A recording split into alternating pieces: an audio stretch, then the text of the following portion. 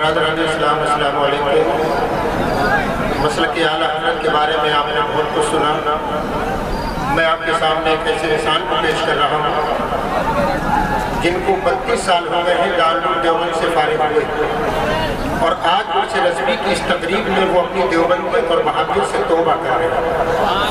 حضرت مولانا ساجد یہ آپ کے سامنے ہے، آپ ذرا پڑھ کے سنائیے، بہت غور سے آپ ان کی بات سن لیجیے گا۔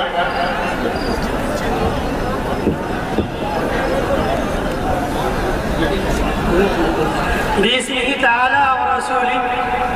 دیوبندیت اور وہابیت سے توبہ بخدمت فیض درجت عظیم البرکت حضور تاج الشریعہ ازہری میاں قبلہ زیدہ وجدکم السامی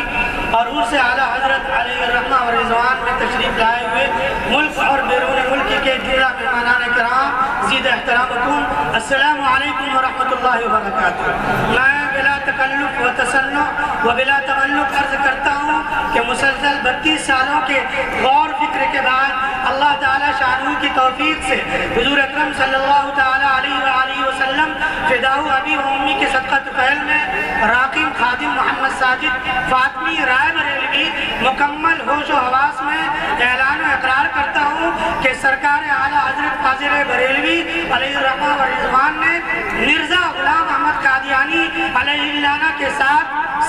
مولانا محمد قاسم نانوتوی، رشید احمد گنگوہی، خلیل احمد امبیٹوی، اشرف علی تھانوی علیہم و استحق علیہم کے بارے میں ان کی کفریہ عبارات کی بنا پر جو کفر کا فتویٰ صادر فرمایا تھا، وہ صرف اور صرف ناموس مصطفیٰ صلی اللہ علیہ وسلم کی عصمت نبوت کی حفاظت کی خاطر ایک عظیم الشان فرض سمجھ کر فتویٰ صادر فرمایا تھا کہ مرزا غلام احمد قادیانی کے ساتھ نام بنام مذکورہ چاروں علماء دیوبند بلا شک و شبہ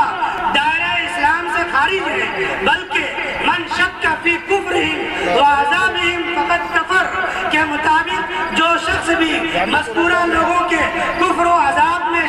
شک کرے گا وہ بھی کافر ہے۔ میں محمد ساجد فاطمی رائے بریلوی سرکار اعلیٰ حضرت علیہ الرحمہ و رضوان کی اس فتویٰ تکفیر کو حق بجانب سمجھتا ہوں، اور دیوبندیت، وہابیت، نجدیت، ندویت، مودودیت کے عقائد